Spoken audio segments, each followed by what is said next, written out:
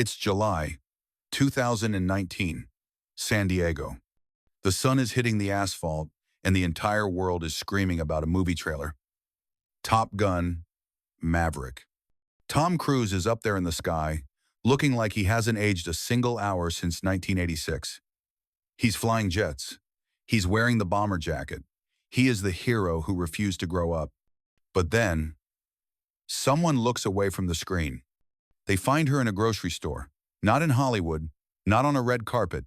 She is wearing an oversized shirt, her hair is cut short and stark white. Her face is, well, it's the face of a 62-year-old woman who has lived a real life. The camera clicks. The tabloids pounce. They call it unrecognizable. They call it a shocking transformation. The headlines didn't ask how she was. They asked what happened to her as if aging was a moral failure. The reporters call her. They ask the question everyone is whispering. Why aren't you in the sequel, Kelly? She doesn't hide. She doesn't hire a publicist to spin a lie. She looks them right in the eye and delivers a verdict. She says, I'm old. I'm fat. I look my age. And that's not what that business is about. She said it with a smile, but it felt like a gunshot. Because what she was really saying was this: there was never room for the real me in your fantasy. So, grab a seat. This isn't just a story about a movie star who lost her looks. This is the story of a woman who had her soul stolen in a New York apartment and spent the next 40 years trying to get it back. February 21st, 1982, Manhattan. Before the fighter jets. Before the fame. Before she was a goddess of the screen. Kelly McGillis was just a student at Juilliard. She was tall, blonde, and full of that raw energy that makes directors stop breathing. She was coming home to a locked door. But locks don't always hold. Two men, total strangers. They forced their way inside. They had a knife. And for the next few hours, they didn't just rob her. They erased the boundary between fear and annihilation. They beat her. They raped her. One of them leaned close enough for her to smell his breath and whispered 7 words that would echo in her head for decades. I'm going to kill you. She survived. When the police arrived, they didn't find a future movie star. They found a young woman curled on the floor, shaking, bleeding, and staring at nothing. The night didn't just traumatize her. It ended the first version of her existence. But Hollywood didn't care about the trauma. They only saw the face. 3 years later, she's starring in Witness with Harrison Ford. On screen, she looks like an angel. Pure, untouched, intellectual. But watch her eyes in those scenes. Look at the guarded stillness. She was a wreck. Every time a man on set got too close, her heart started hammering against her ribs. That cool distance the critics loved? That wasn't acting technique. That was vigilance. That was armor. So, she found a way to cope. She found the bottle. She became a functional alcoholic before she was 30. She didn't drink to party. She drank to kill the noise. She drank to stop the flashbacks of that knife at her throat. Every time the world saw a sex symbol on the screen, Kelly was just trying to keep from screaming. She was playing a part, but the real her was still back in that apartment, trapped in 1982. And the worst part? The industry that made her a star was about to demand even more than those 2 men ever did. They didn't want her body. They wanted her compliance. Let's talk about the money. Because in Hollywood, money is the only language that everyone speaks fluently. Between 1986 and 1989, Kelly was the queen of the hill. She was pulling 5, maybe $8 million a movie. In today's money, that's a $20 million empire. She had the houses. She had the scripts piling up on her desk. She was the first choice for everything. But indispensability is a trap. Because Hollywood does not protect what it profits from, it extracts. Most stars lose their shirts on bad bets, fast cars, or high-priced divorces. Not Kelly. She didn't go broke because she was reckless. She went broke because she chose to be poor. She walked away from the million-dollar contracts and headed south. Key West, Florida. Heat, distance, a place where no one asked her to be iconic. She opened a place called Kelly's Caribbean Bar and Grill. She traded the red carpet for the smell of stale beer and fried conch. She poured her fortune into a restaurant not because it was a smart business move, but because it was real. Food, staff, customers, tangible outcomes, no illusions, no auditions. But a restaurant is a hungry beast. It eats cash faster than a studio executive. The high life savings started to drain. She wasn't getting the big checks anymore because she wasn't playing the game. She wasn't replenishing the account. So, she pivoted. She spent years working as a social worker, helping women who had been through the same hell she found in that New York apartment. She was making $15 an hour while the world was still watching Top Gun on repeat. Think about that. The woman the world worshipped was clocking in for minimum wage to help strangers survive. She traded her fortune for her sanity. A lot of people call that a tragedy. Kelly? She called it a bargain. There's a price every woman pays in this town. We call it the beauty tax. When the wrinkles show up, you're expected to head to the clinic. You get the tuck. You get the filler. You freeze your face until you look like a plastic mask of yourself. A constant agreement to remain acceptable. Kelly looked at the bill and refused to pay. She let her hair go gray. She let her skin age. She let her body change. In an industry built on surgical denial, that choice was unforgivable. Hollywood calls this letting yourself go. But what it really means is withholding access, because beauty in that system is not admiration, it's rent.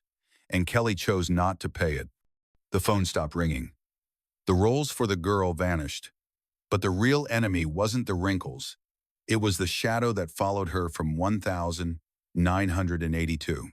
PTSD. Most people think you just get over something like that. You don't. It sits in your gut. She was a functional alcoholic for years, using the bottle to mute the memories. On set, she was perfect. Professional, sharp, but the second the lights went out, she needed the vodka to stop the room from spinning. She was fighting a war on two fronts: the studios that wanted her thin and young, and the ghosts that wanted her dead. And in 1988, she made a choice that would seal her fate in Hollywood forever. She didn't just refuse the surgery, she refused the script. 1988. The peak. Kelly is bankable, reliable, prestige wrapped in sex appeal. Then a script landed on her desk that should have changed everything. It was called The Accused. It was a story about a woman, a bar, and a brutal gang rape. On paper, it was an Oscar role. The industry wanted Kelly. She was the star. She had the look. She had the power.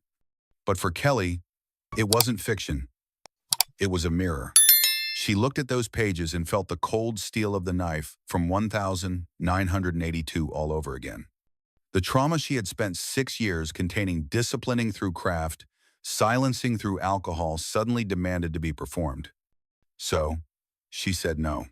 She couldn't do it. She couldn't walk into a studio and act out the worst night of her life for a paycheck. She couldn't package her pain on demand. Most people would call that a healthy boundary. Hollywood? They called it difficult. They called it unstable. Jodie Foster took the role. She won the Oscar. She became the new legend. And Kelly? Kelly became the woman who walked away from gold. The whispers started. She's too much trouble. In this town, you're allowed to have a soul, as long as it doesn't get in the way of the bottom line. By turning down that movie, she didn't just lose an award. She lost her seat at the table. The A-list directors stopped calling. The scripts got thinner. She was being punished for her own trauma. She had survived violence. She had survived fame. But she had just committed the quietest crime of all. She had refused to bleed on cue. She didn't fight them. She just took another drink and started packing her bags. Look at the photos from the 90 seconds. The light was leaving her. Years of functional drinking and chronic stress don't just disappear. They leave marks. Her hair started thinning. Her skin lost that movie star glow. The booze and the pills weren't just numbing the pain anymore. They were eating her alive. Most actresses spend 50 grand a year to hide the truth. Kelly did the opposite. She stopped the dyes. She threw out the Botox.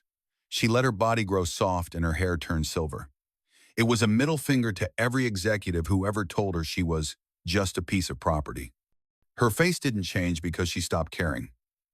It changed because she stopped performing. She reclaimed ownership of her own aging.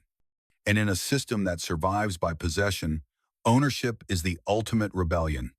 But life wasn't done with her yet. June 2016, Hendersonville, North Carolina. Kelly is 60 years old. She's living a quiet life. She walks into her kitchen and finds a stranger. A woman, a stalker who had broken in. History repeated itself. Another attack. Another struggle on the floor. The PTSD she had spent 30 years trying to bury came roaring back like a freight train. It didn't just bring back fear, it collapsed time. The nervous system doesn't know years have passed. It only knows the pattern. The attack left her thin, gaunt, shaking, and terrified of her own shadow. She didn't just hide from Hollywood after that. She hid from the world. Locked behind security gates, wondering if the nightmare would ever actually end. She had built an entire life around managing the echo of violence, and when violence found her again, it didn't create a new wound. It reopened the original one. For years, Kelly McGillis was the ultimate fantasy. The blonde pilot, the Amish beauty, the woman every man wanted to own. She played the game. She wore the dresses. She leaned into the leading men. But inside, she was exhausted. She was tired of performing a version of womanhood that had nothing to do with who she actually was. 2009. She's 52. The world is different, but Hollywood is still Hollywood. She finally took off the mask. She told the world she was done with the lie.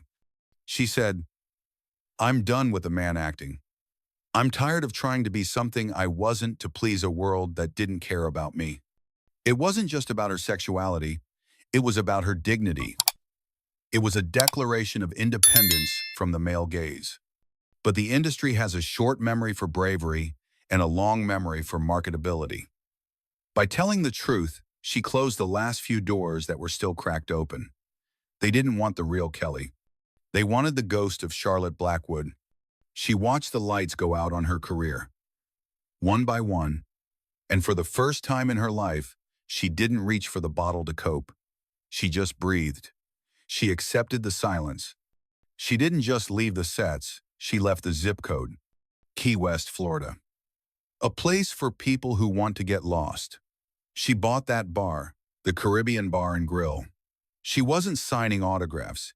She was checking inventory. She was worrying about the price of shrimp and the cost of electricity.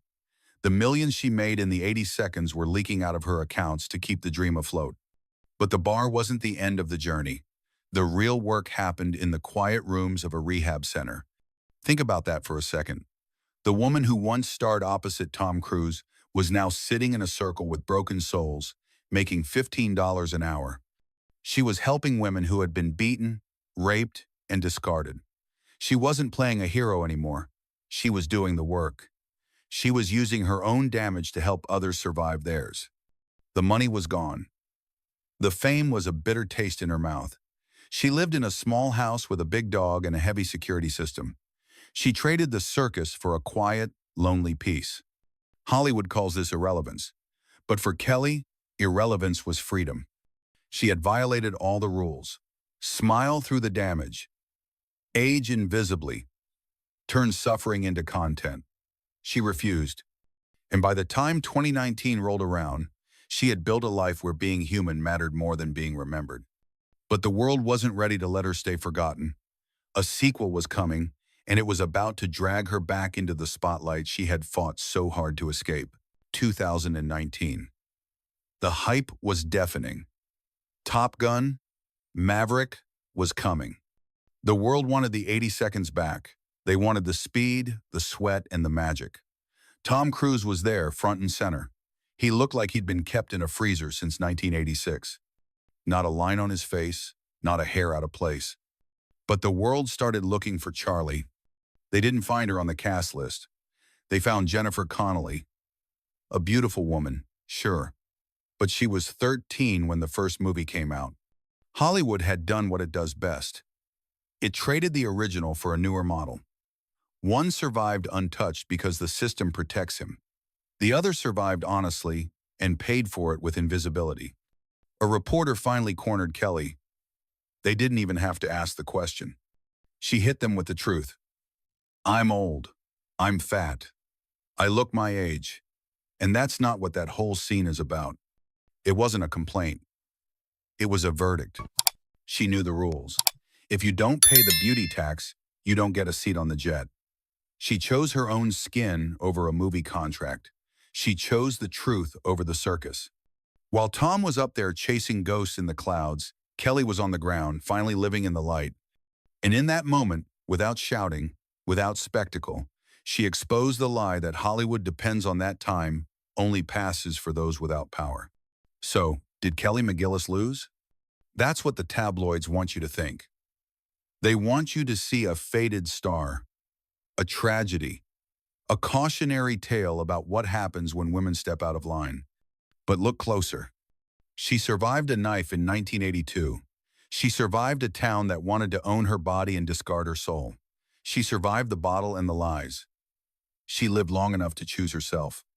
She told us herself, I didn't leave Hollywood. I just stopped participating in the lie. Most people in this town died trying to stay 25. They turned themselves into plastic ghosts. Kelly?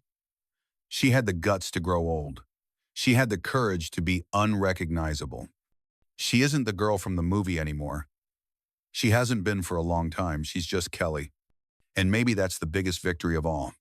The lights are down. The bar is closing. Next time you see a star from your youth looking perfect, ask yourself what they had to kill inside to keep that face. Kelly kept her soul. She just had to lose everything else to save it. Sleep well, Charlie. You're finally free. But if you think Hollywood only punishes the women who leave, wait until you hear about the man who stayed. He had the muscles, the charm, and the world at his feet. Until the day his own body turned against him, and the industry watched him wither away without saying a word. Next time, we talk about Patrick Swayze,